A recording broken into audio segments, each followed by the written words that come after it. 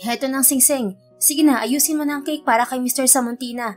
Maya-maya lamang ay darating na daw sila ng girlfriend niya dito sa restaurant. Natatarantang sabi ng head chef kay Valin. Humihingal pa ito at may kaunting pawis sa noo. Yes, chef. Gagawin ko na. Mabilisan nga ang naging kilos ni Valin. At dapat lang, dahil ang tinukoy ba naman ng head chef nila na Mr. Samuntina ay ang CEO ng hotel kung saan ay kinalalagakan ng restaurant na kanilang pinagtatrabahuhan. Oras na pumalpak sila ay tiyak na katapusan na nila sa trabaho, lalo na siya na wala pang 1 taon na pastry chef doon. Steak and grill ang specialty ng Eclipse Dining, pero malawak ang kinocover na menu ng restaurant. At swerte na kasama ang cakes and pastries kaya natanggap si Valin nang sinubukan niya mag-apply sa Eclipse. Mula noon ay ang laki na ng naitulong ng restaurant sa buhay ni Valin bilang nag-iisa na lang sa buhay. Kaya sobrang iniingatan niya ang swerteng nasungkit niya na trabaho. Mag-ready na kayo, dumating na si Mr. Samuntina. Anunsyo ng head chef nila pagbalik nito sa kusina. Sakto na nalinis na ni Valin ang pinagsuksukan niya ng singsing sa isang slice ng exclusive cake. Okay na ako. Kabado 20 na kanyang sagot. Sinamahan pa niya yon ng pag-thumbs up. Good job. Maghintay na lang tayo ng signal. Sabi naman ng kanilang head chef na sumilip din sa kanila sa pastry section. Dati pa ay hands-on na ito sa mga kasama, kaya siguro naging matagumpay ang Eclipse Dining dahil talagang tinitiyak nito ang quality ng kanilang mga isineserve na mga pagkain. Napangiti na si Valin, kahit paano ay nabawasan na ang pagdagundong ng kanyang puso. Hindi nga nagtagal ay oras na para ilabas ang proposal slice cake na ginawa niya. At upang makasigurong maayos na mailalapag yon sa harapan ng pinakamamahal na babae ni Mr. Samuntina, ay siya na rin ang itinoka ng kanilang head chef na magdala niyon sa table ng magkasintahan. Maingat na maingat ni itinulak niya ang service card. Kinakabahan man ay ngiting-ngiti pa rin siya at poise na poise. Pasalamat siya sa Diyos at wala naman siyang naging palpak. Ayos ka lang, Valin? Natatawang tanong sa kanya ng kasamahang si Ella nang makabalik siya sa pastry section. OA na kinapa ni Valin ng dibdib. Grabe, nakakanerbiyos. Halos hindi ako humihinga kanina.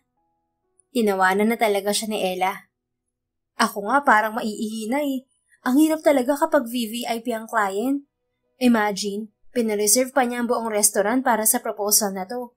Kaya malamang kung papalpak tayo, katapusan na talaga natin dito sa pangmayaman na hotel na to. Huminga ng huminga si Valin. Pinakalma niya ang sarili bago nagsalita ulit. Ang swerte ng babae. Sa bagay, deserve naman niya dahil talaga namang napakaganda niya. Si Miss Sophie kasi siya. Hindi mo ba siya kilala? Napapakunot noon na marahang umiling si Valin. Hindi, bakit? Sino ba siya? Siya si Sophie Andrada, isang beauty queen. Nanalo siya sa Binibining Pilipinas kaya siyang magre-represent sa bansa natin sa Miss Universe next year. Ang alam ko, kadarating lang niya mula sa Florida para sa isang modeling project dito sa Pilipinas. Kasi sa stage siya nagtitraining. Talaga? Kaya pala pamilyar siya. Grabe, ang ganda-ganda at ang elegante niyang tingnan. Ang payat niya at ang tangkad. Mas namamangha niyang naibulalas. Oo. Kaya nga sinasamantala siguro ni Mr. Samuntina na boyfriend niya / kababata rin daw na mag-propose na.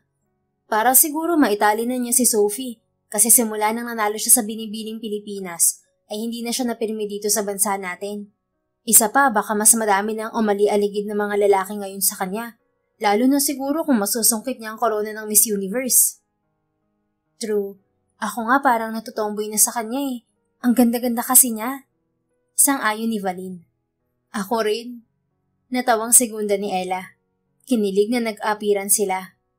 Ayan na, luluhod na si Mr. Samuntina. Nagseryoso lang ulit silang magkaibigan nang sabihin yun ng isa pa nilang kasama. Nakisilip na rin sila sa magkasintahan.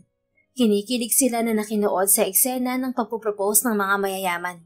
Kahit kasi sa kinaroroonan nila ay nadidinig nila ang tunog ng violin na live na pinapatugtog ng nirentahang musiko. Sana all. Mahinang bulong ni Valin.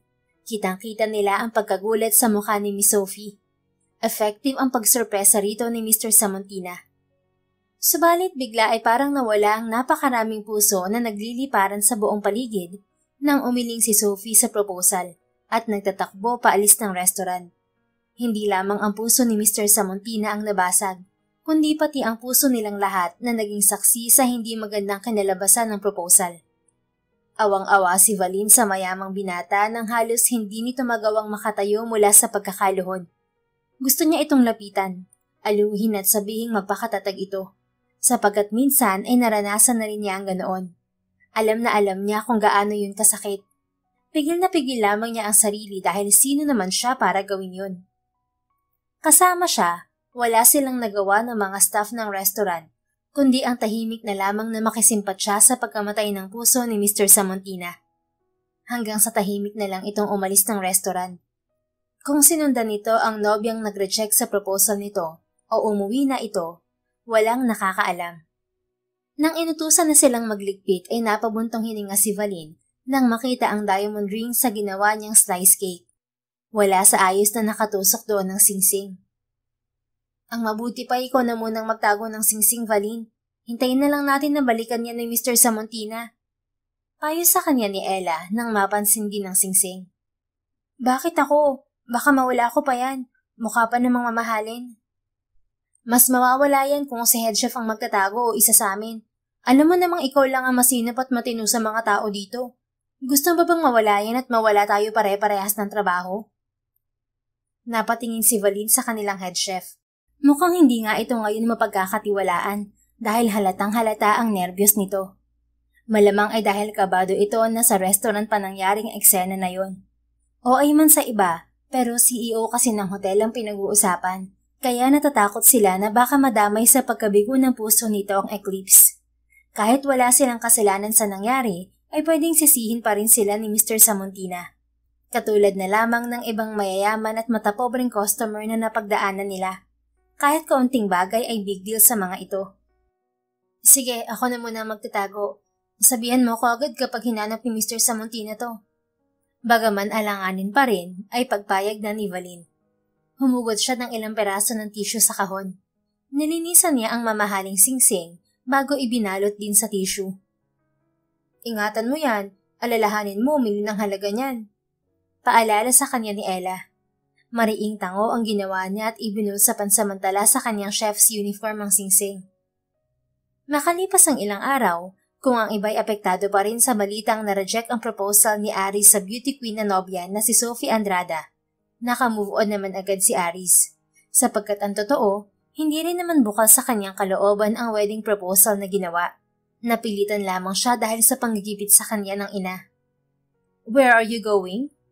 Nabitin ang paghakbang ni Aris at nilingon ang mayora niyang ina. As usual, papasok sa trabaho, Mom. Wala ka ba talagang balak na suyuin si Sophie? Malapit na siyang bumalik sa States. Aris inhaled sharply, knowing that he's not going to like the conversation they were about to have. Kailangan magkabalikan kayo, Aris, sa lalong madaling panahon. Siya ang tumanggi sa akin, Mom, at wala na tayong magagawa dun. What? Halata ang gulat sa mukha ni Mrs. Samontina. Paano nangyari yun? Doon pa sinasabi na namin sa inyo na kayo ang magpapakasal balang araw. Kumibit balikat si Aris. To be honest, alam niyang gawa-gawa lamang ni Sophie ang sinabi nito na may boyfriend na itong iba sa States.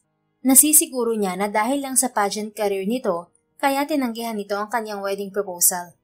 Katulad niya ay mas pinipili ni Sophie ang career nito over commitment. At pabor sa kanya yon. Sophie saved Aris from a loveless marriage. Si Sophie na lang po ang tanungin niyo, Mom.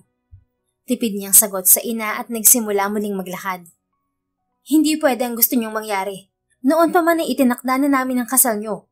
Hindi niyo pwedeng baliin yun dahil nakakahiya sa mga kakilala natin. Saka ano na lamang ang mukhang ihaharap ko kay na Amando at Christina. Pahabol na sabi ng kanyang mommy na ang tinutukoy ay ang mga magulang ni Sophie. Tiimbagang na napatigil sa paglalakad si Aris. Napapikit at napahugot ng hininga. Hindi nakataka-taka kung bakit ganoon na lamang kaimportante kung itrato ng mommy niya ang mga magulang ni Sophie. Ang mag-asawa lang naman ang nagbibigay ng pinakamalaking suporta at financial help sa mommy niya tuwing eleksyon. Oras na hindi matuloy ang kasal, sinasabi ko sa iyo, Aris, tatanggalin kita sa posisyon mo sa hotel. Huwag mo akong pinapahiya ng ganito. Bakit akong ginigipit niyo, Mami? Sumunod ako sa utos mo. Nag-propose na ako kay Sophie kahit labag sa loob ko. Siya ang umayaw kaya siya ang may kasalanan. Ayoko namang ipagsiksikan ng sarili ko sa babaeng hindi ako gusto. Malakas ang boses na balik niya sa ina. Pwes, suyuin mo siya. Ikaw ang lalaki. Ikaw ang magpakita na deserve niya na makasal sa isa't isa. Pasigaw na ring hayag ni Mrs. Samontina. No. Kung ayaw niya sa akin, hindi ko siya pipilitin. Pagmamatigas ni Aris. Kung ganun ay asahan mo nang mawawala sa iyong posisyon mo sa Lux Veranda Hotel. Higit sa lahat, kalimutan mo na rin na pamilya mo kami ni Ruby. Hindi mo na siya pwedeng makita at makausap simula ngayon. Hindi mo pwedeng gawin to sa akin, Mom. Malaki na ang naiambog ko sa hotel. Magagawa ko dahil ako pa rin ang ina mo. Higit sa lahat, ako pa rin ang owner at chairman ng Lux Veranda. Nagtagisan ang masamang tinginan ng mag-ina. Kuya, aalis ka na po. Papasok ka na sa work. Bungad ng 10 taong gulang na si Ruby. Isa itong batang cute at bibo na menopause baby ni Mrs. Samontina, kaya ang layo ng agwat nila ni Aris. Maliban sa kapatid ay parang anak na rin tuloy ang turing ni Aris sa bata, kaya laging itong ipinanlalaban sa kanya ng ina. Alam na alam ni Mrs. Samontina na si Ruby ang kahinaan ng panganay niya. Yaya, dalhin mo sa kwarto niya si Ruby. Utos agad ni Mrs. Samontina sa yaya ng bata, bago pa man makasagot si Aris sa kapatid. Dahil takot sa istrikta nilang ina ay walang naging angal ang bata nang akayin ito ng yaya nito. Kung mahal mo ang kapatid mo, Aris, sundin mo ang gusto ko. Really, Ma'am? Pati bata gagamitin niyo sa mga ambisyon niyo sa buhay. Pati buhay naming magkapatid hahawakan niyo na parang mga robot. Masama ang loob na sumbat na ni Aris sa ina. Ginagawa ko to para sa kapakanan ng Lux Veranda na nagpapakain sa inyong magkapatid at nagbibigay sa mga kailangan niyo. Pagrarason ng mayora sa malakulog na boses nito. Nagkatinginan sila ng masama bago nagtungo sa kani-kanilang lakad. Samantala, halos mabitiwan ni Valin ang hawak na piping bag nang biglang nagring ang kanyang naka-full volume na cellphone. Nilalagyan niya ng design ang mga cupcake na kanyang binake. At dahil parang hindi siya titigilan ng tumatawag hanggat hindi niya sinasagot, ay napilitan siyang magpaabala muna sa ginagawa. Hello? Hi, buti naman sinagot mo. Akala ko pa-special ka na naman na bruha ka. Si Maxie na batchmate niya at naging kaibigan noong high school ang tumatawag. Busy ako, nagbe-bake ako. Ano ba yun? Ay, ganun ba? Sorry ha. Ano nga yun? Bakit ka napatawag, Maxie? Well, gusto ko lang ipaalala sa'yo na mamayang gabi na ang reunion natin. Sa dati raw na venue sa Sky Bar. Darating ka, di ba? Tumirik ang mga mata ni Valin. Nagbayad ako sa contribution, di ba? Sayang naman ang ibinayad ko kung hindi ako pupunta. Mabuti naman. Akala ko kasi tulad ng nakaraang taon na hindi ka na naman dadalo. Lalo na ngayon na need daw na may kasamang jowa o asawa. Natuwa na sabi ni Maxie. Huwag ka mag-alala. Dadalo ako may jowa man ako o wala. Ayos kung ganon. Excited na ako. Siya, sige na. Kita-kita na lang mamaya. Magtatrabaho muna ako. Sige. Bye. Pagkasuksok niya ng cellphone sa kanyang bulsa, ay muling nagpakawala ng buntong hininga si Valin. Hindi naman sana siya mai-stress kahit wala siyang kasama na jowa na dadalo. Nga lang ay hindi pa rin siya makawala sa kahihiyan na dulot ng paghihiwalay nila noon ni Oliver. Paano'y sa mismong reunion sila noon nag-break ng dating nobyo at nalaman ng lahat ng kanilang batchmate. May chismosang nakarinig sa kanilang pagtatalo at ipinagkalat. Halos 2 taon nang nakakaraan nang mangyari rin sa kanya na ma-reject ang kanyang wedding proposal sa kanyang lalaking pinakamamahal, kay Oliver. Hindi na kasi siya makapaghintay noon na si Oliver ang magyaya ng kasal sa kanya, kaya siya na ang gumawa. At sa reunion pa ng batch nila ng high school niya ginawa. Bigla ay gumuhit na naman sa alaala niya ang kahihiyang inabot nung araw na yon. I'm sorry, Valin, pero hindi pa ako ready na magpakasal. Ang totoo ay balo ko pa nga sana makipag-cool off muna sa'yo dahil napapagod na ako sa relasyon natin. Gusto ko munang mapag-isa sana upang magawa ang lahat ng gusto kong gawin bilang binata. Dahilan ni Oliver sa kanya. Hindi lamang boses kundi buong mukha ni Valin ang nawala ng kulay ng sandaling yon. Namumula ang kanyang mga mata na nakatitig na lang sa mukha ng nobyo. Hindi kasi ganoon ang inaasahan niyang isasagot nito. Buong akala niya'y matutuwa ito sa kanyang proposal dahil napaka-unusual na babae ang mag-propose sa isang lalaki. At ang alam niya'y mahal na mahal din siya nito. I'm really sorry, Valin. Nang talikuran siya ni Oliver, pakiramdam niya'y tinalikuran din siya ng buong mundo. Napakalalim na buntong hininga ang pinakawalan ni Valin nang matapos ang sumagi na naman sa alaala niya na nakaraan. Tandang-tanda pa niya kung gaano siya hayang-hiya noon na umalis sa lugar na yon. Yun ding rejection na yun ang dahilan kung bakit 2 taon nang napalampas niyang reunion nila. Nahihiya pa rin siya sa kanyang batchmates. Isa pa hindi pa siya noon ready na makita si Oliver. Ngayon lang. Ngayon nang talaga siya ulit nagkaroon ng lakas na loob na tanggapin ang imbitasyon na dumalo ulit. Ayaw na kasi niya na parang nagtatago siya sa mga dating kaklase. At bahala na kung mag-isa lang siya. Bahala na kung siya na naman ang nakakahiya dahil malamang siya lang ang single na dadalo. Ang lalim ng iniisip mo pansin ni Ella sa pagkakatulala niya. Iniisip ko yung reunion namin mamayang gabi. Bakit naman? Wala kasi akong jowa na maisasama. Requirement ng mga siraulo kong batchmate na isama raw ang asawa o jowa. May multa daw na 10,000 pesos ang dadalo na single. Grabe naman yan, nakaka-pressure. Nagtatawa si Ella. Grabe talaga. Sana all may jowa, di ba? Sabi naman niya na kay haba-haba ng uso. Hindi naman problema yan. Kung gusto mo talagang may partner na dadalo, ay di mamili ka lang sa mga kasama natin. Kaysa naman magmulta ka. Nakusot ang magandang mukha ni Valin. Pinagsasabi mo riyan, Ella. Tumawa ulit si Ella. Ang ibig kong sabihin ay pagpapanggapin mo ang isang lalaking kakilala mo na maging jowa. Example, si Tyrone. Sabihin mo lang doon na ililibro mo lang yun ng lunch bukas. Sure na papayag na yun na magpanggap na boyfriend mo. Alam mo, kakabasa mo na yan ng pocketbook, Ella. Gaga, hindi na uso ang pocketbook. Kapapanood ko kamo ng K-drama. Iningusan na lang niya ito.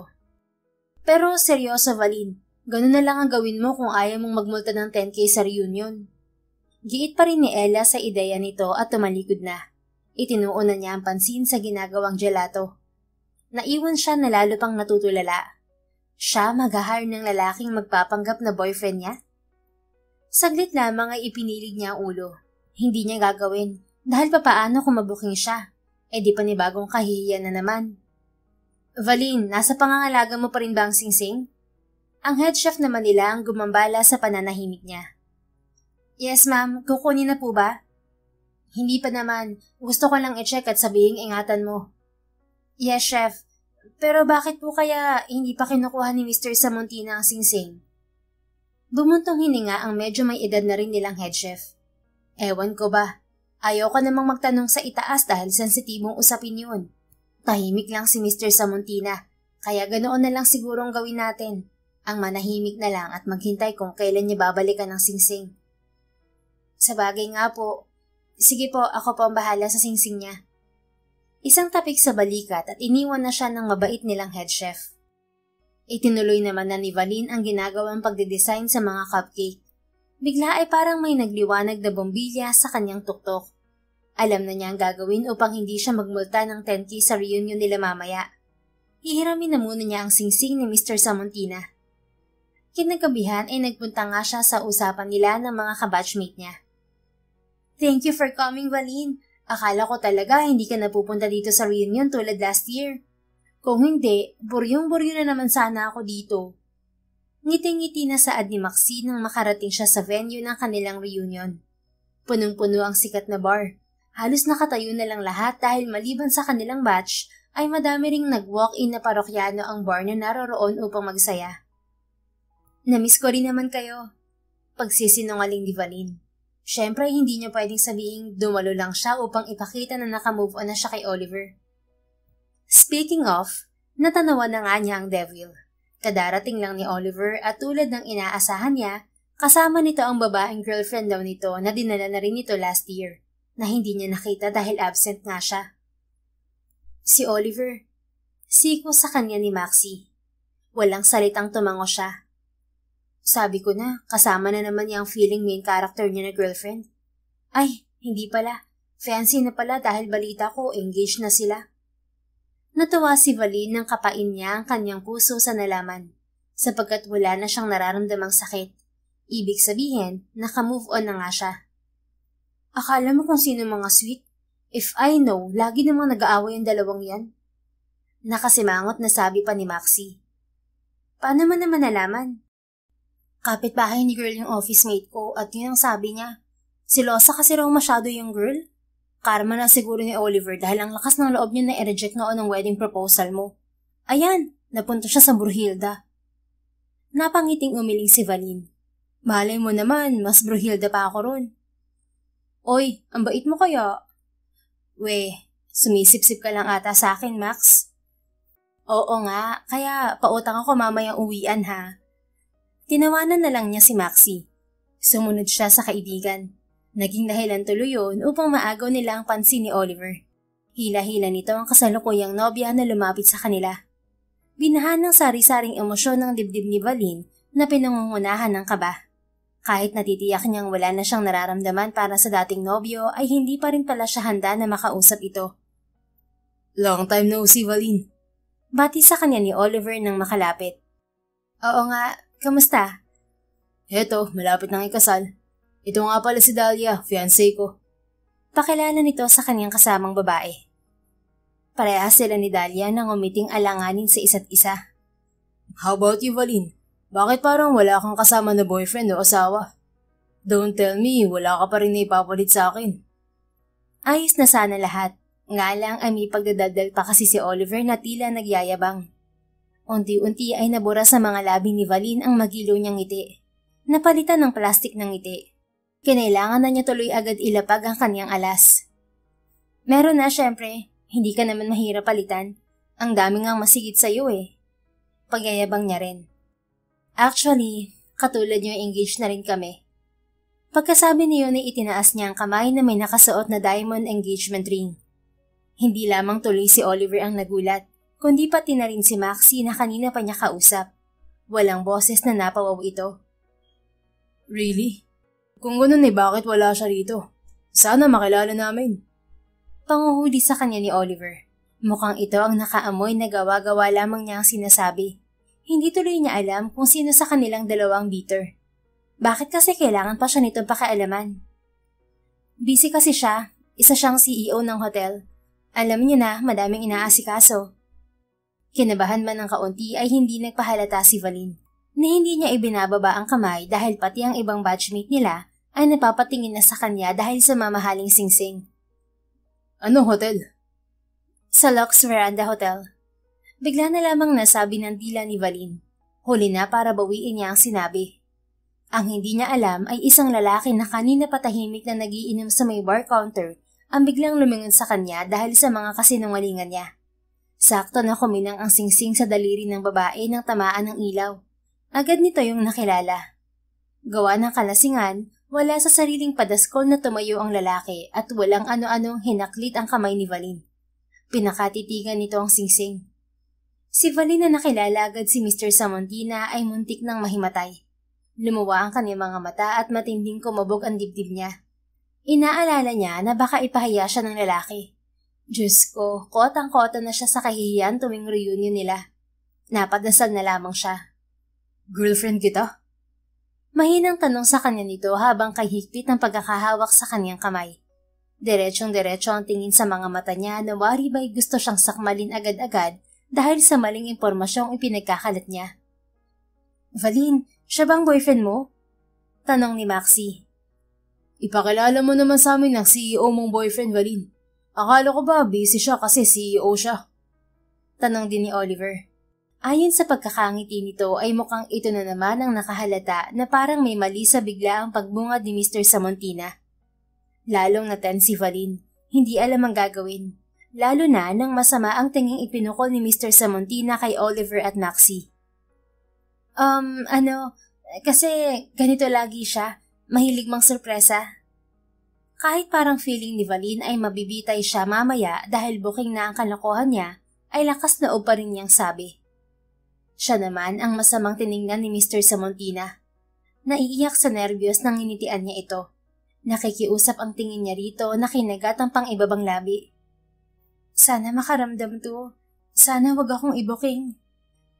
Halika. Hindi man nagsalita pa si Aris na ikakapahamak niya, pero hinaklit naman siya nito sa kamay at hinatak palabas sa bar. Saan mo ko dadalhin? Tanong ni Valin nang hanggang parking lot ay hatak-hatak pa rin siya ng lalaki. Mag-uusap sa lugar na walang makakakita at makakarinig. Ayoko. Valin stopped and tried to pull away. Pwede naman tayo mag-usap kahit dito na. I'm a private person, miss. Itinabingi ng lalaki ang ulo, pagpapahayag na gustong malaman ng kanyang pangalan o apelido. Ako po si Valin. Valin Enova po. Okay. Ako naman si Aris Samuntina. At tulad ng sinasabi ko kanina, ma-private akong tao. Ayoko na kung saan-saan lang nag-uusap, lalo na kapag mahalagang pag-uusapan. Masama ang naging sulyap ni Aris sa singsing na nasa kamay ni Valin. Nakaramdam ng guilt ang dalaga. Kaya nang hilahin ulit siya ni Aris ay nagpahila na siya. Inisip na lang niya na hindi naman siguro siya gagawa ng masama ng lalaki. Siguro naman ay hindi nito ilalagay sa alanganin ang pangalan at reputasyon nito dahil lang sa pananakit ng isang babae. Sana lang. Naidasal ng isip niya. Ilang segundo lang ay narating nila ang magarang kotse ni Aris. Nang makasakay sila ay pinasibad nito ang sasakyan. Wala silang inikan hanggang sa marating naman nila ang isang restaurant. Noon na nawala ng tuluyan ang masamang kaba at hinala sa dibdib ni Valin. Nakampante na siya. Magpaliwanag ka na. Bakit nasa yung engagement ring na yan? At suot-suot mo pa?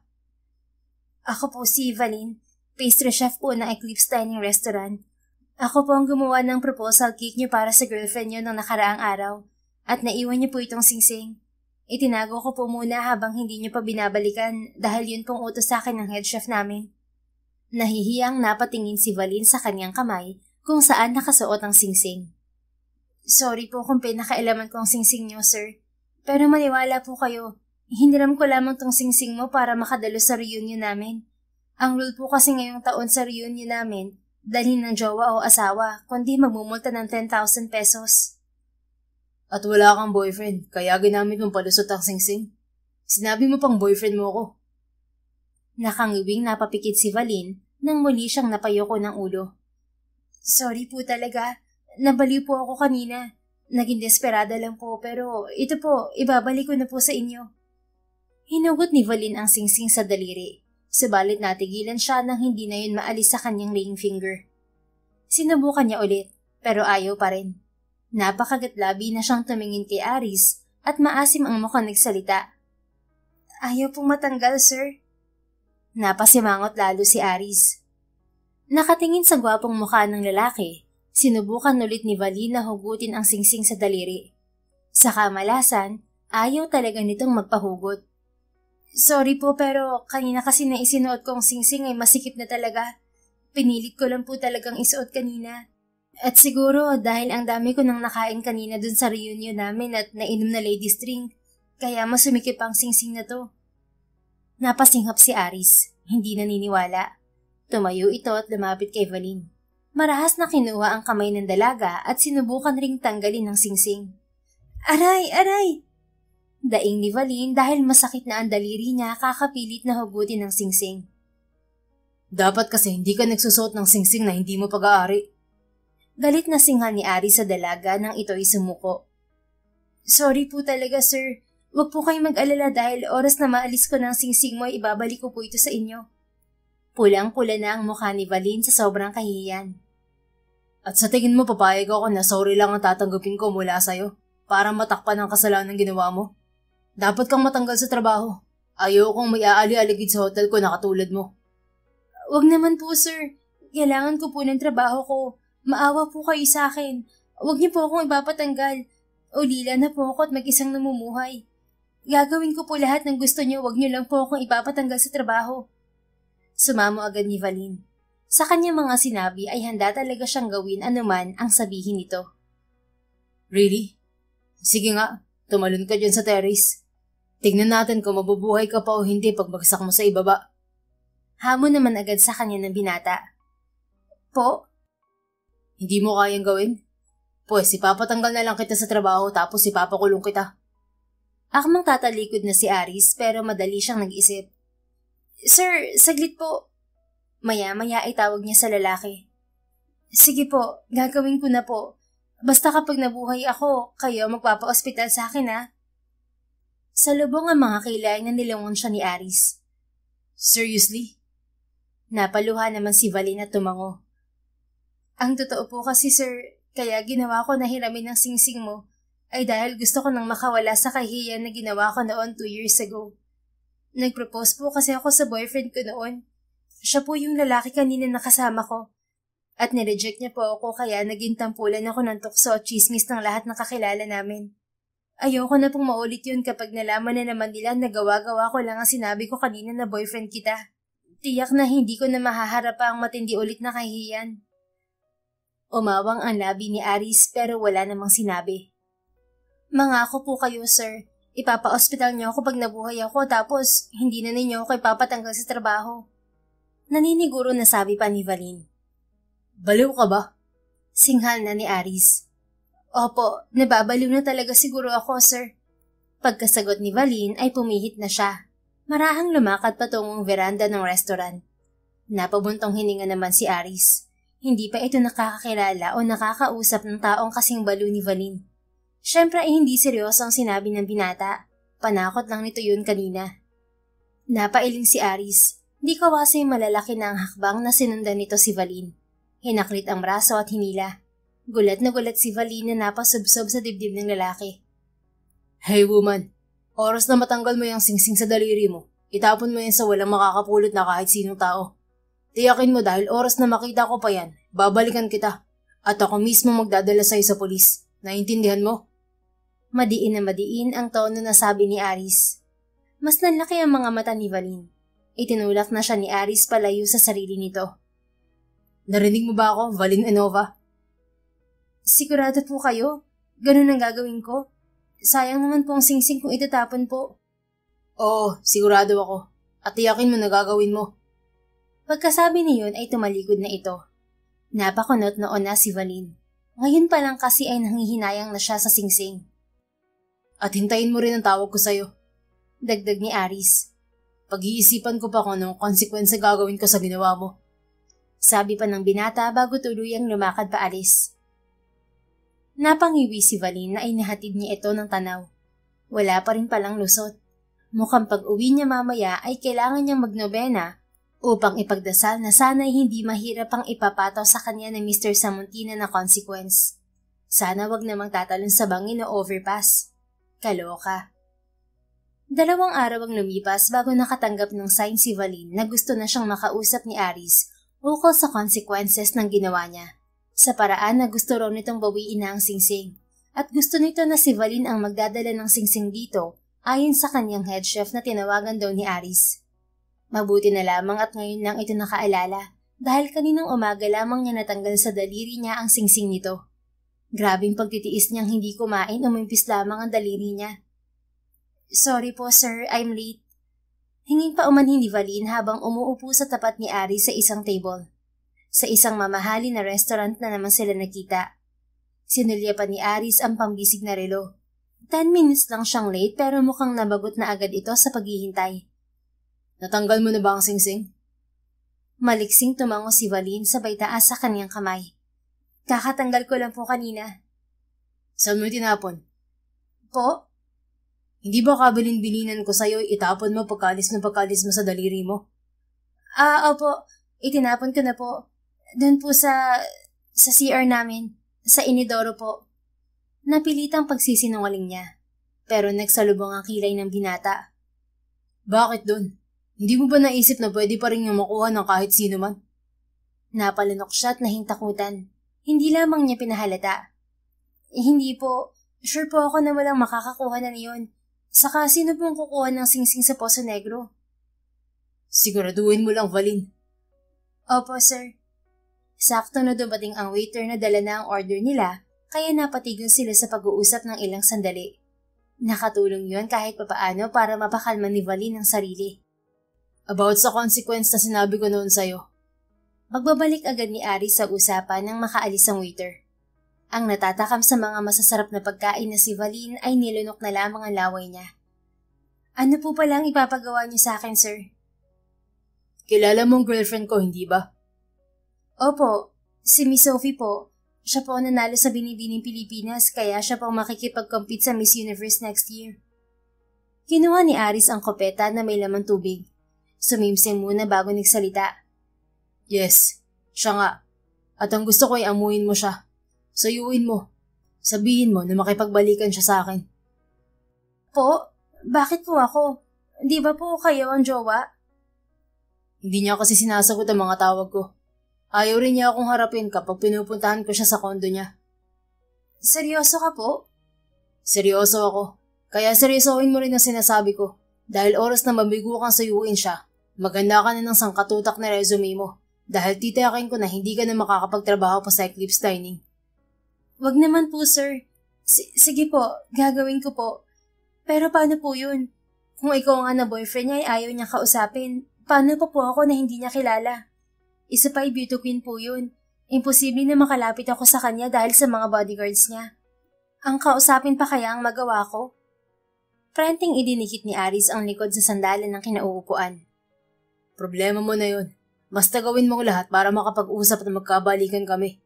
Yun ang consequence mo sa pagsusot ng singsing na wala akong pahintulot. Hindi na mailarawan ang naging ekspresyon ng mukha ni Valin. Mali yata ang nagdasal siya noon na sana hindi ang tumalon sa overpass, kumain ng bubog at maghanap ng dinosaur ang consequence na ipapagawa sa kanya ng lalaking to. Sapagkat mas madali pa yatang gawin ng mga yon kaysa sa pinapagawa nito ngayon sa kanya. Diyos ko Lord, ano ba itong napasok ko? Naibulalas niya sa loob-loob niya. Sa bungad ng NAIA Terminal 3, kung saan sinabi ni Aris na dadaan si Sophie Andrada papuntang Boracay para sa photoshoot, ay makikitang nakikihalubilo sa mga fans ng sikat na beauty queen si Valin. Sa ganoong paraan ang unang naisip ni Valin upang makuha niya ang atensyon ng ex-girlfriend ng impaktong si Aris Sarmontina. Subalit dahil siksikan sila ng mga fans ni Sophie ay nawalan agad ng pag-asa si Valin na mapapansin siya nito. Nag-isip siya ng magandang pakulo. Hanggang sa may nakita siyang isang pasahero na nagtatanggal ng gamit nito sa isang luggage cart dahil pasakay na ng taxi. Napangiti siya sa pumasok na ideya sa kanyang isipan. Pagdating nga ng convoy ni Sophie sa harapan ng Terminal 3 ay naghiyawan ng mga fans nito. The crowd went wild. Totoong sikat na nga ang dalaga kahit hindi pa nito naiuwi ang corona. Napakagandang babae naman kasi nitong talaga. Miss Sophie! Miss Sophie! Dito! Tingin ka po dito! Hindi na nagpatalo si Valin. Nagsisigaw na rin siya habang nakatungtong sa luggage cart at kumakaway. Papansin overload na talaga siya. Napalingon nga sa kanya si Sophie. Subalit sakto naman na out of balance si Valin sa kinatatayuan niyang cart. Mulagat na kinuha niya ang balanse. Ngunit mas matutumba pa rin siya dahil sa ginawang kalikutan. Hindi niya napansin pero hindi pala pantay ang gulong ng luggage cart na tinutungtungan niya.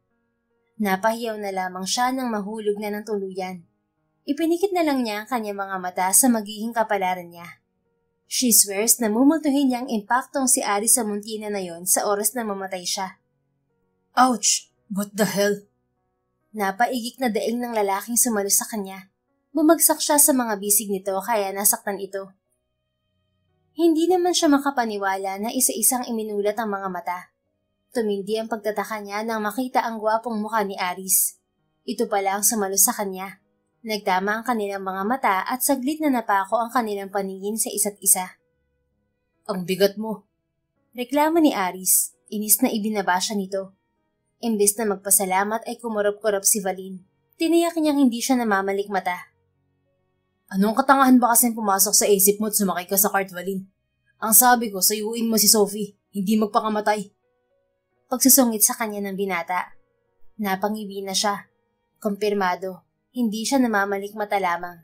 Si Aris the Impacto nga ang nasa harapan niya. Masungit agad eh.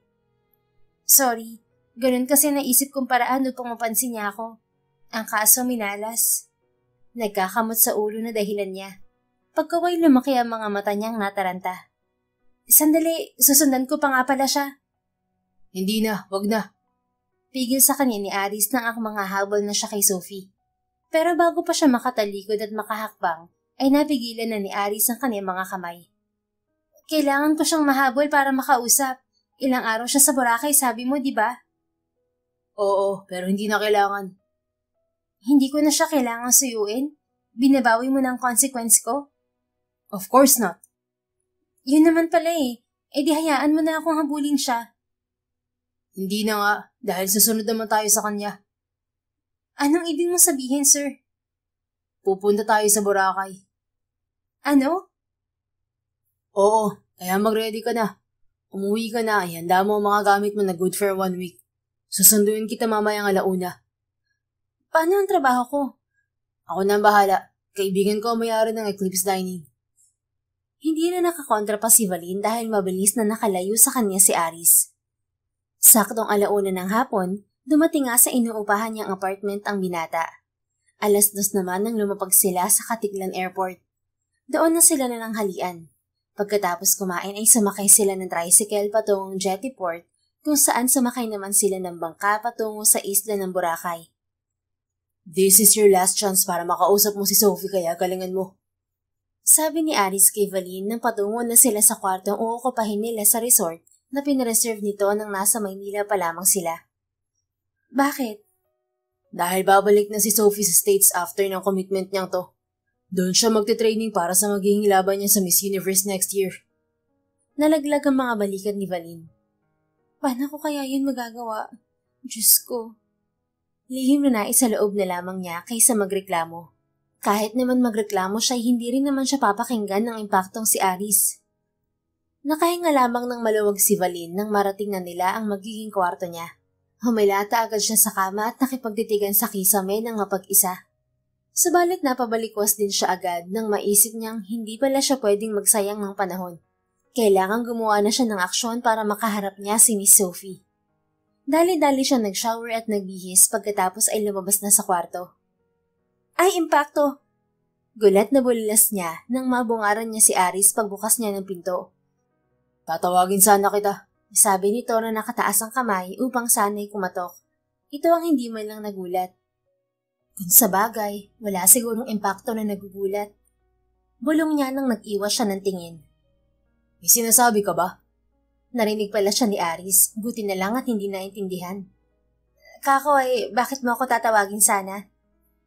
Nagugutom ulit ako. Samahan mo ako. Kain tayo. Pagkasabi niyon ay lumakad na si Aris na nakapamulsa ang 2 kamay sa harapang bulsa ng cargo pants. Hindi man lang hinintay ang kanyang sagot. Impakto talaga? Lihim na himutok niya nang sumunod siya rito. Nawala naman agad ang inis ni Valin sa tinatawag na impaktong binata nang masilayan niya ang kagandahan ng Boracay. Pumasok sila sa area na maraming bars, restaurants at iba pang establishments. Hindi na nabubura ang kanyang ngiti. Parang bata na rin ang paglalakad niya na may patalon-talon pa at paikot-ikot. Parang baliw. Sabi ng binata. Napapakunot na tuloy si Ari sa tuwing susulyapan siya nito. Nagtatawa si Valin dahil narinig niya yon. Tanggap niya na para siyang nababaliw. Totoo naman. Nag-process na kasi sa kanyang utak na nasa Boracay nga pala sila. Ang isla kung saan pangarap ng lahat na puntahan kahit pa ng mga banyaga. Hindi nga siya makapaniwala ngayon na naroon siya. Ang swerte niya pala. Pumasok ang binata sa natipuhang kakainan nila. Sumunod siya rito. Kung sa Maynila, sa bigatin na restaurant siya dinadala ni Aris, doon sa Boracay ay sa simple lang. Nakita tuloy ni Valin ang pagka-cowboy ng binatang masungit. Tabi silang umupo sa malapit sa glass wall. Mula doon ay kita nilang mga bakasyonista sa tabi ng dagat na iba-ibang ginagawa. Subalit dahil paminsan-minsan ay nagdidikit ang mga braso nila habang kumakain, ay nakakaramdam ng pagkailang si Valin. Hindi lamang niya ipinapahalata. Saan ka mahahanap dito si Miss Sophie? Tanong na lang niya sa lalaki upang may mapag-usapan sila at mawala ang tense niya. Mamayang gabi o bukas mo na problemahin yan. Dahil tiyak na magkukulong muna si Sophie sa kanyang suite ngayon dahil pagod sa biyahe. Sabi ni Aris habang abala sa pagkain. Kilalang kilala mo talaga siya, no? Siyempre naman. Kababata ko rin si Sophie. Elementary pa lang kami, magkakilala na kami. Oo nga pala. Kaya tama, dapat lang talaga na magkabalikan kayo. Sayang naman ang pinagsamahan niyo. Huwag kang mag-alala, gagalingan ko na ngayon ng paghunting at pagpapapansin sa kanya. Buo ang loob na sabi ni Valin. Natigil sa pagmuya ng kinakain nang napatingin sa kanya ang binata. Saglit itong napatitig sa kanya na parang may gustong sabihin o itama sa mga sinabi niya. Subalit hindi naman ito isinalita ang kung ano mang nasa isip nito. Sa halip, ipinagpatuloy nito ang pagkain. Nagtataka na ginaya ito ni Valin. Bakit parang feeling niya ay may mali sa sinabi niya? Tiningnan siya ni Aris. Ngumiti naman siya rito habang dinidilaan ang hititurong na dikitan ng sauce ng pastang kinakain. Kinunutan siya ng noo ni Aris. Ay, sorry. Bale wala niyang paumanhin.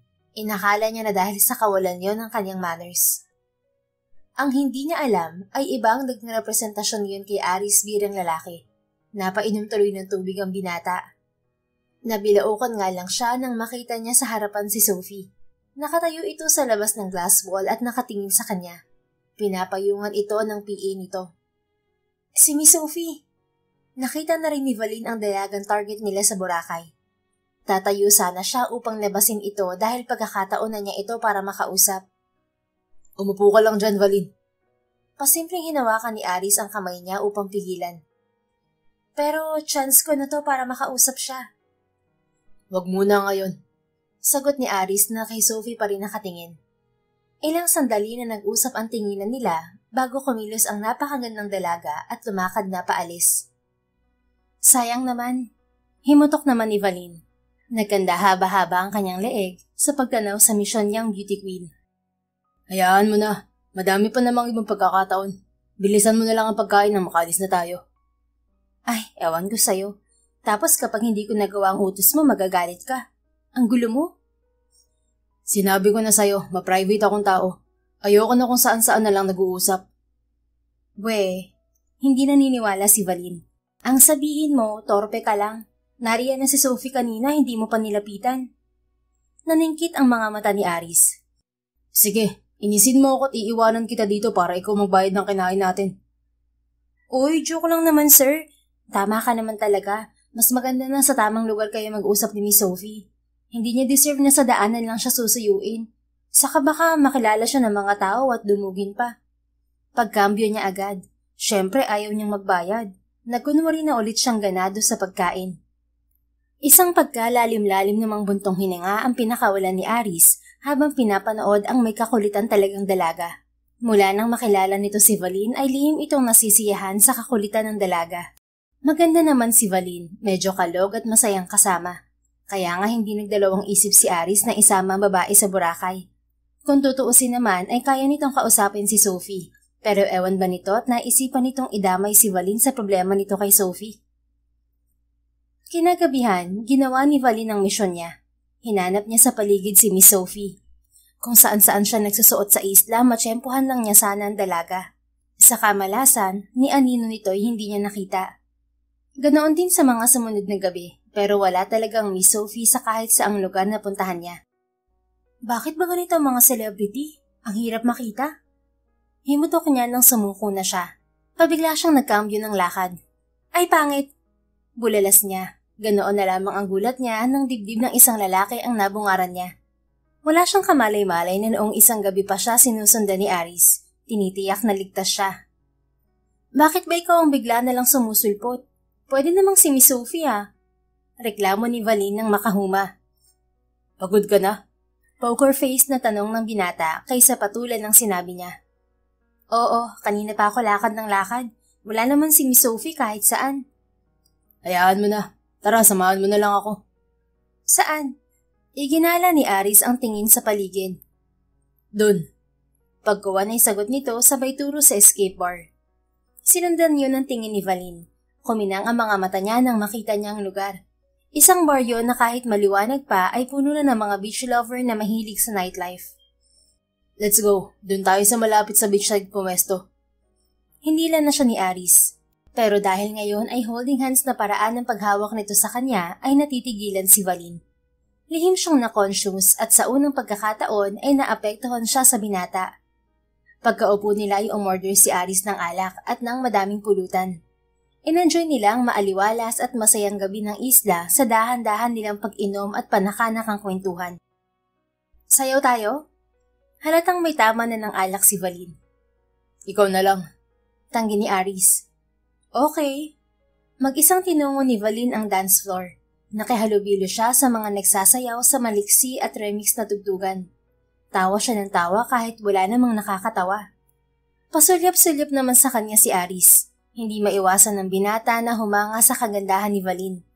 Maliit lamang ang body belt ng dalaga at katamtaman ng height. Pero para pa rin Diyosa sa kanyang paningin ang dalaga na nagsasayaw sa gitna ng gabi. Gayunman, wala siyang balak na samahan nito sa dance floor. Hindi talaga siya interesado sa pagsasayaw noon pa man. Sapat na sa kanya na umiinom lang.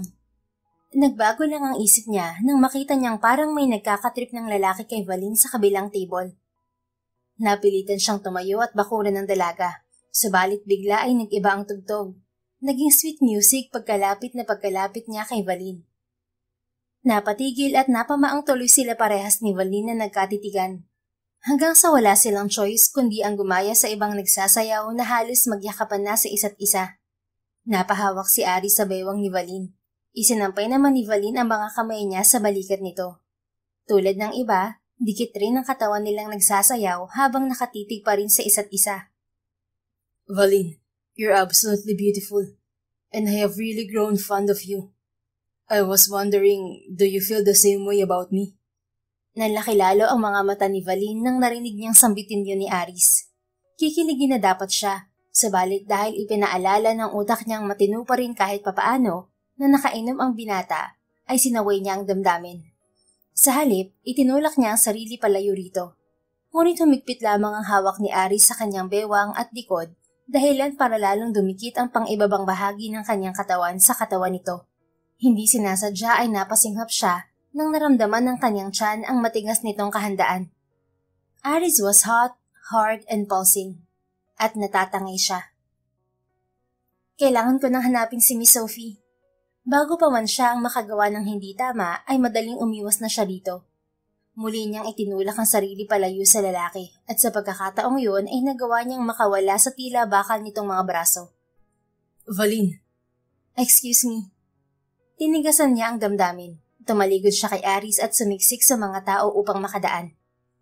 Narinig niyang tinawag muli siya ni Aris pero hindi niya ito pinansin. Patuloy siya pag-alpas sa dagat ng mga tao hanggang sa makaalis siya sa dance floor. Tuloy-tuloy hanggang makalabas siya ng bar at makabalik sa kanyang inuukapang kwarto sa hotel. Do'y iniligo niya agad ang kakaibang init ng kanyang katawan. Maniwala ka dun. Nawala lang sa posisyon ng utak niyon kaya ganun ang sinabi sa'yo. Gawa lang yun ng alak. Saway niya sa sarili nang tinutuyunan niya ng tuwalya ang buhok. Pero tumutol ang kanyang kalooban. Nagprotesta na, what if totoong sinabi niyo ni Aris? Sayang naman. Sa totoo lang, kay gwapo naman talaga ng lalaking yon. Kahit na impakto ang ugali nito sa kanya ay masasabi niyang may paghanga siya sa binatang CEO. Pero alam niyang nakakatakot gustuhin at mahalin ang gaya ni Aris. Lalo pat alam niyang in love ito kay Sophie na pagkaganda-ganda na ay mayaman pa. Bagay talaga ang dalawa. Ilang sandali na nahulog siya sa malalim na pag-iisip. Pero maya-maya lamang ipinilig niya ang ulo. Imposible. Mahal na mahal niya si Miss Sophie. Gusto na nga niyang pakasalan kaya nag-propose. Imposible na mapapalitan ko agad-agad sa puso niya ang isang Sophie Andrada. Siguro nafo-frustrate lang ang lalaking yon dahil ayaw siyang kausapin ni Miss Sophie. Kaya kung ano-ano ang naiisip na gawin. Dinadamay pa ako ng walang ya. Hay, pa-fall lang yun. Baka akala ng impakto, basta-basta lang akong babae. Gulong-gulo ang isip niya, hanggang sa makatulog siya na hindi na namamalayan. Pagkagising ni Valin, ang paghahanap muli kay Miss Sophie ang inasikaso niya ng maagang maaga. Inagahan niya talaga dahil inunahan niya rin ng alis ang paggising ni Aris. Iniwasan niya ang binata. Hindi na niya gusto ang kinikilos ng kanyang puso kapag naaalala niya ang sinabi ni Aris na gusto raw siya nito. Miss, pwede magtanong?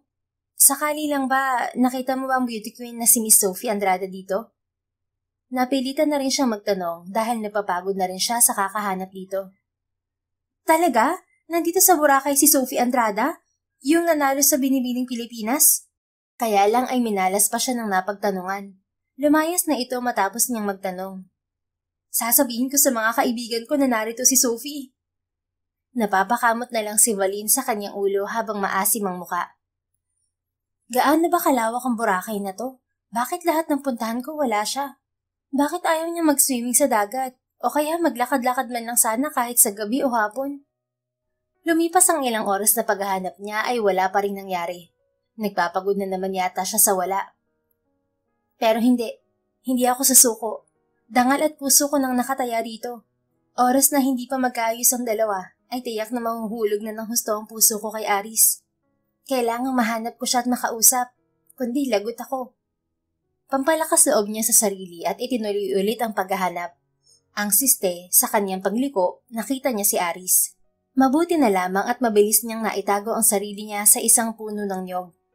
Nang silipin niya ito ay nakita niyang palingalinga ang binata. Sa tingin niya ay siya naman ang hinahanap ni Aris. Sikreto niya itong pinanood. Nalungkot siya habang nakikita niya kung gaano ito kagwapo. Matangkad at matipuno ang pangangatawan nito na parang sa basketbolista, kaya bagay na bagay kay Sophie. Umalis na siya sa pagkakasilip kay Aris at isinandal na lamang ang katawan sa puno ng niyog. Lolobo-lobo ang pisngi niya at humahaba ang kanyang mga labi.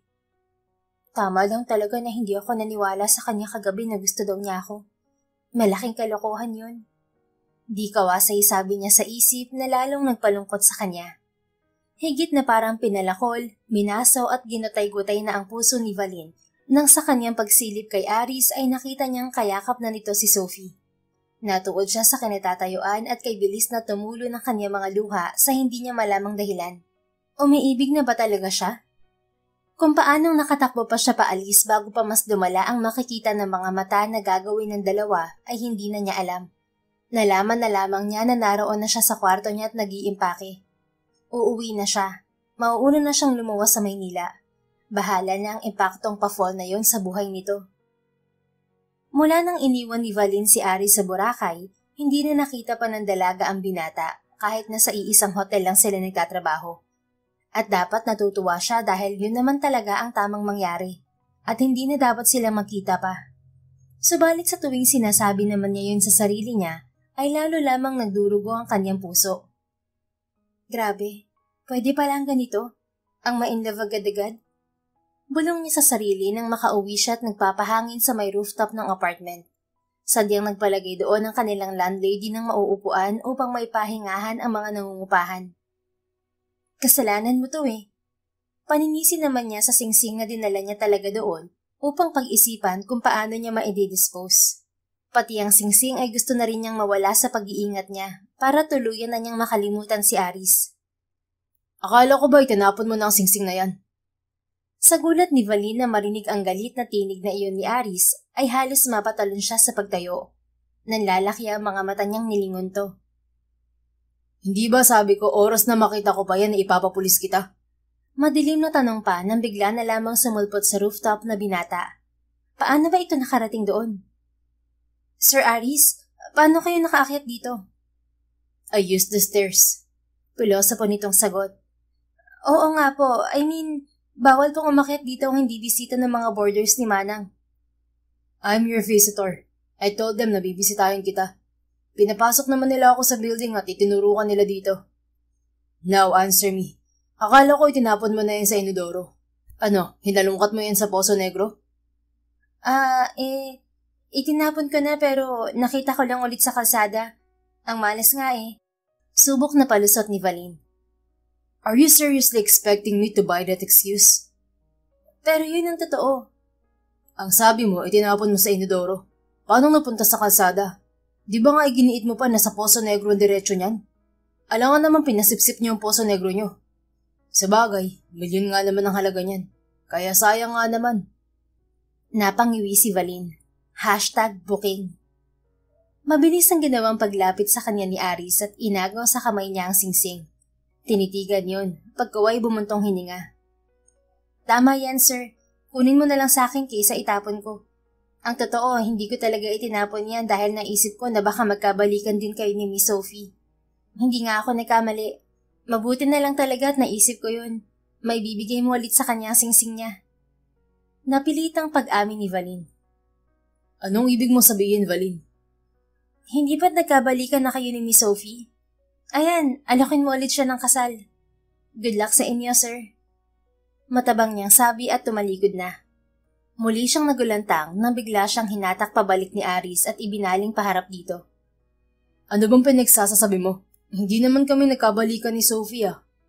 Pumiglas siya. Huwag kang magsinungaling dahil nakita ko kayo sa Boracay na nagyayakapan. Ano yun, wala lang? Kailan at saan? Dun sa may madaming parte ng nyug sa Boracay. Hinahanap ko noon si Miss Sophie tapos may para ka ring hinahanap nang makita kita. Hindi mo alam pero nagtago ako nun sa isang puno ng nyog para hindi mo ako makita. Pero nang muli kitang tingnan, kasama mo na si Miss Sophie at magkayakap na kayo.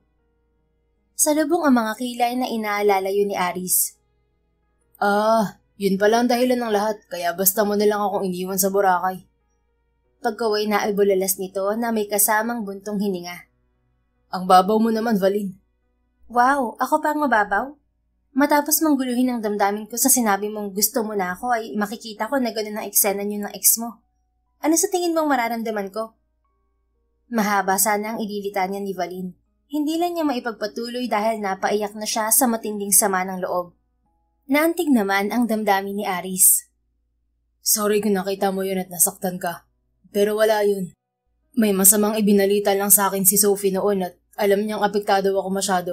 Kaya nayakap niya ako upang pakalmahin. Anong masamang balita?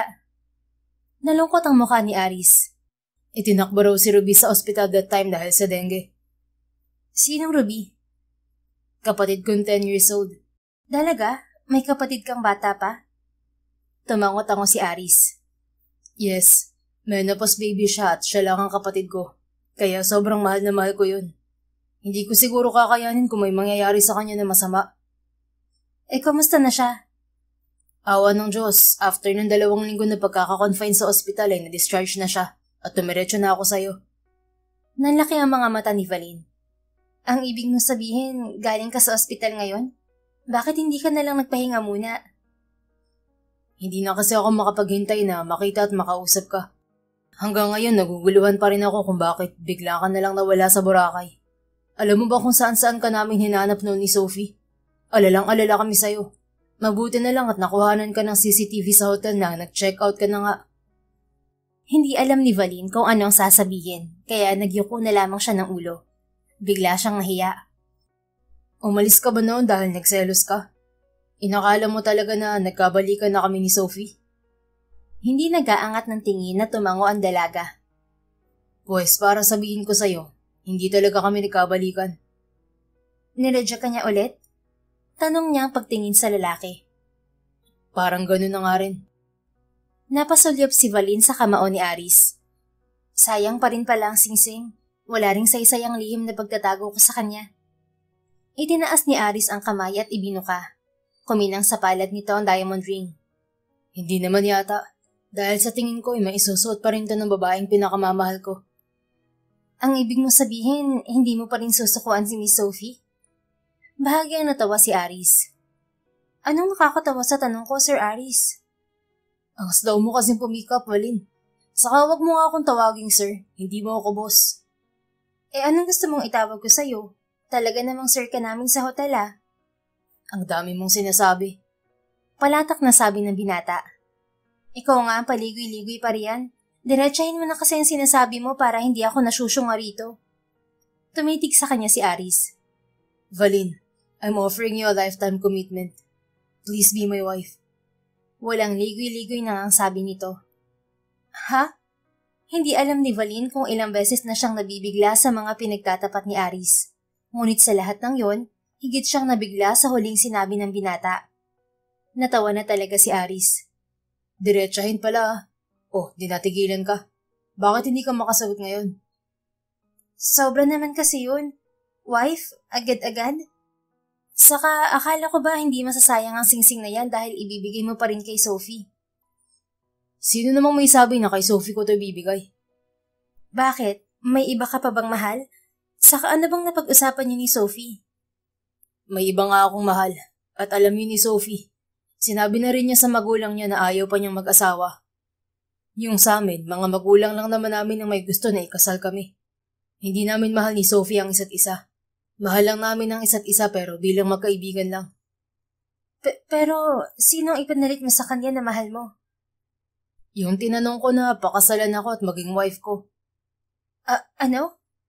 Nauutal na bigkas ni Valin. Ayaw niyang mag-assume na siya ang tinutukoy nito. Bakit? Ayaw mo ba, Valin? Saka may iba pa ba akong kasama rito at tinanong na pakasalan ako? Wala na. Saka syempre gusto kong pakasal pero hindi ba dapat ligaw muna? Tapos date muna? Tapos engagement muna bago kasal? Ganun ba yun? Maang-maanga ni Aris. Naningkit naman ang mga mata ni Valin. Oo, ganun yun. Bakit? Hindi mo ba ginawa yun kay Miss Sophie at hindi mo alam? Oo. Anong oo? Oo, hindi ko talaga niligawan si Sophie. Dahil gaya nga ng sabi ko, pinagkasundo lang kami. Sumunod lang ako sa utos ni mami ko na mag-propose. Hindi ka susunod sa utos kung hindi mo rin gusto. Ang ganda kaya ni Sophie. Hindi ko talaga gusto. Ginawa ko lang yun for a show. Pakita lang na sumunod ako sa utos ni mami para tantanan na niya ako. Sigurado rin naman kasi akong hindi tatanggapin ni Sophie ang proposal ko eh. See, ganun nga nangyari. Sa iba kasi ako nakatakdang ipakasal. Dun sa babaeng maganda pero medyo slow, pero cute at makwela. Hoy, ako ba ang tinutukoy mong slow ha? Meron pa ba?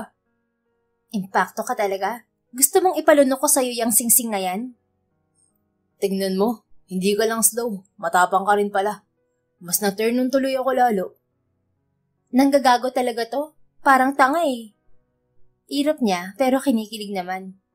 Ito na lang ang tanong ko sa'yo, Aris.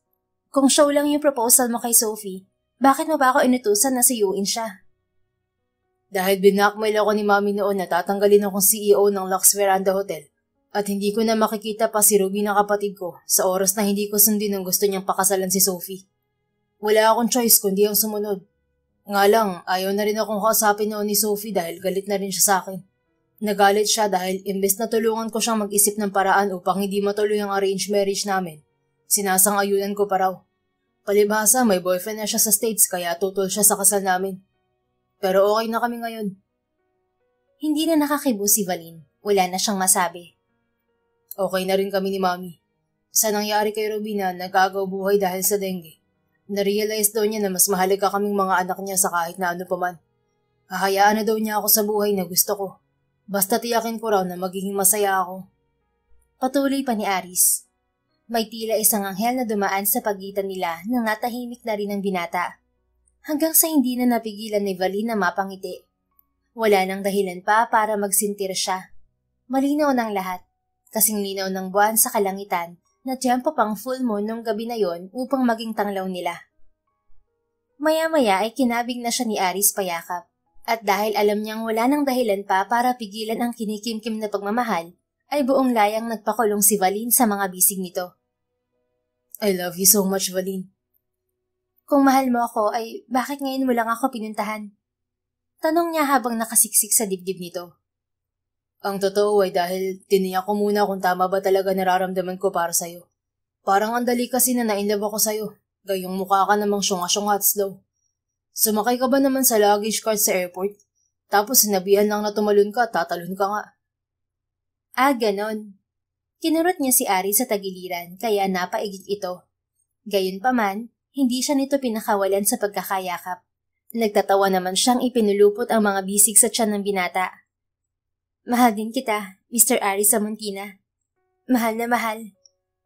Talaga? Oo, kahit na napaka-impacto mo. Ewan ko ba at napakadali ko rin na-inlove sa'yo. Impacto kasi akong pogi. Nalinlang naman ng slow ang impacto. Sira ulo. Siguro nga kaya tayo pinana ni Cupido. Bagay daw tayo. Pero seryoso, Valin. I love you kahit ikaw pa ang pinaka-slow at syunga na babae sa buong mundo. Hindi kita ipagpapalit. Minsan masarap din naman magmahal ng babaeng kakaiba. Tumawa pa ito ng malakas. Sira ulo ka talaga. Hindi ako kakaiba, no? In love lang kaya minsan wala sa sarili. Pero seryoso din. Mahal din kita. Lalo pa siyang sumiksik sa matipuno nitong dibdib. Kay sarap-sarap manatili roon. Bumaba ang tingin ni Aris. Tumingala naman siya. Nagkatitigan. Then they sealed their love with a kiss. A love that was pure and unconditional. Kinabukasan, dinala ni Aris si Valin sa mansyon nila at formal na ipinakilala sa mami niya. pati na rin kay Ruby. Maliksin na ang napaka-cute na bata. Hindi mababakas na kalalabas lamang nito sa ospital.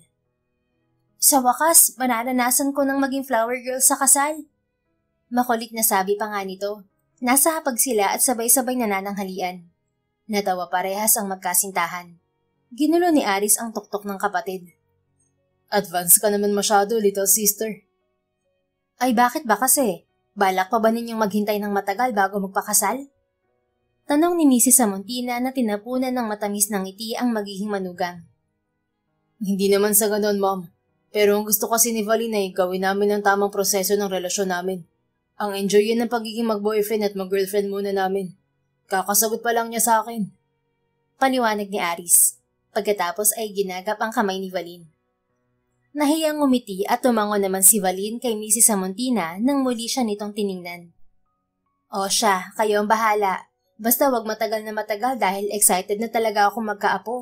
At lalo wag na wag niyong isasabay sa election next year. Stress na stress ako niyan. Baka mukha akong haggard sa kasal niyo. Sabi na lang naman ng mayamang mayora. Oo nga po kuya, ate. Para may kalaro na po ako rito sa mansyon. Ungot naman ni Ruby. Huwag ka mag-alala, Ruby. Habang wala pa kaming baby ni Kuya Aris mo ay ako muna makakalaro mo. Tuturuan din kitang mag-bake. Do you like baking? Masuyong sabi rito ni Valin. Talaga po, Ate Valin? Yes po, I love baking. Mommy and Kuya are so busy kaya bumibili lang sila lagi ng cupcakes for me. Promise mo po yan ha? Tuturuan mo ako mag-bake? Mas natuwa pa ang bata. Oo naman, promise. Did you know na nagsimula ang love story namin ng kuya mo dahil sa binake kong cake? Really po? Nasarapan po ba si kuya? Hindi ko natikman, baby. Sabat ni Aris. Ganun? Paano ka na-inlove kay ate? Basta, parang magic, little sissy.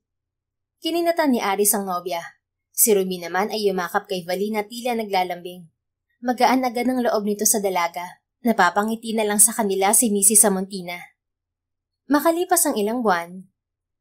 Babe, bilisan mo dyan, mag-uumpisa na. Sigaw ni Aris sa nasa kusinang si Valin. Nasa hotel penthouse sila ni Aris. Heto na! Nagmamadaling sulpot naman ang dalaga. May dala itong iba't ibang merienda at inumin upang may kutkutin sila habang nanonood ng Miss Universe. Siyempre hindi nila pwedeng palampasin na panoorin ang pakikipagkompetensya ni Sophie para sa watawat ng Pilipinas. Todo suporta sila kay Sophie. Katunayan, kung hindi nga sana busy si Aris sa Lux Veranda Hotel, ay naroon mismo sila sa Mexico at kasama sa live audience ng Miss Universe. Ang ganda-ganda talaga ni Miss Sophie. Ang rampa, pak na pak. Walang humpay na mga papuri ni Valin sa tuwing lumalabas ang Miss Philippines sa backstage. Mas maganda ka pa rin sa paningin ko, babe. Talo mo silang lahat sa kaseksihan at kaswitan. Wika naman ni Aris. He? Nagtatawang binato niya ito ng kinakaing almond nuts. Hindi umiwas ang nobyo. Sa halip, siniil siya nito ng halik.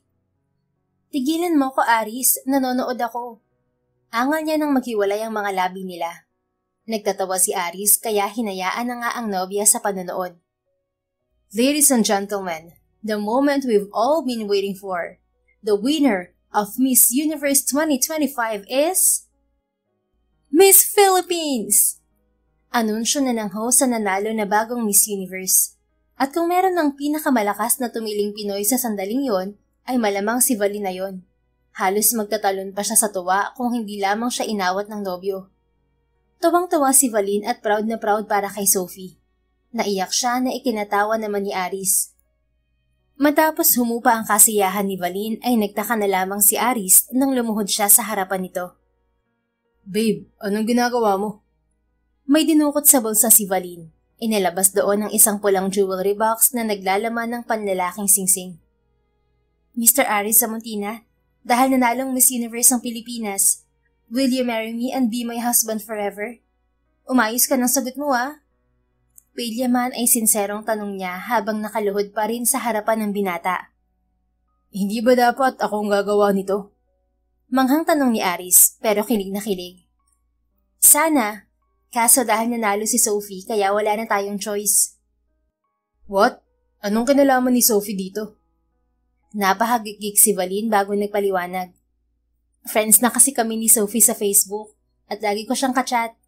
Tapos ayun, hinamon ko siya na dapat manalo siya para papakasal na tayo. Really? Paano pala kung natalo siya? Nakalabing nagtaas ang mga balikat ni Valin pero bumaba rin agad. Di wala, hihintayin natin na mananalo ang Pilipinas. Grabe naman. What if 20 years pa bago ulit manalo ang Pilipinas? Napabunghalit ng tawa si Valin. Sige na, sagutin mo na ang tanong ko. Nangangawit na ang tuhod ko, no? Will you marry me, babe? Pangungulit niya ulit sa nobyo. Natawa na lang din si Aris bago seryosong sumagot. Oo na, sige na. I'll marry you. At gusto ko bukas na. Kinikilig na tumayo si Valin at masayang-masaya na hinuli ng halik ang mga labi ng nobyo. Hindi naman nagpahuli si Aris dahil ng gabi ding yon ay nagpropose rin ito kay Valin. Binigyan ito ng dobleng mas maganda at mas mahal na singsing ang nobya. Pero kamukha din ng singsing noon na dahilan kung bakit nagdagpo ang landas nila. Tuwang-tuwa ang lahat nang i-anunsyo nila yon sa social media, lalo na si Mrs. Samuntina na itinakda agad ang kasal, na naganap nga bago ang eleksyon. Hindi nagtagal ay agad ding nabuntis si Valin, kaya labis-labis ang kaligayahan nilang mag-asawa. Excited na ang para na nilang anak na si Ruby dahil sa paparating nitong kalaro. Dahil buntis na ay hindi na pinagtatrabaho ni Aris si Valin. Hindi naman siya naiinip dahil palagi silang nagbe-bake at nagluluto ni Ruby sa bahay. Hindi akalain ni Valin na dahil sa isang singsing ay mababago ang buhay niya. At nagpapasalamat siya dahil sa hiram ng singsing ay nagkaroon siya ng mapagmahal at guwapong mister. Nakatitiyak na siyang hindi na siya mag-iisa. Mamumuhay na siyang masaya kasama ang binuo nilang pamilya. At sa susunod na a-attend ulit siya ng reunion nila ng mga kabatchmate niya, tiyak na may kasama na siyang asawa. The end. Kung nagustuhan mo ang istoryang ito, please don't forget to like, comment, and share it with your friends. Your support really makes a difference. Thank you and see you sa ating next story. Keep safe and be blessed.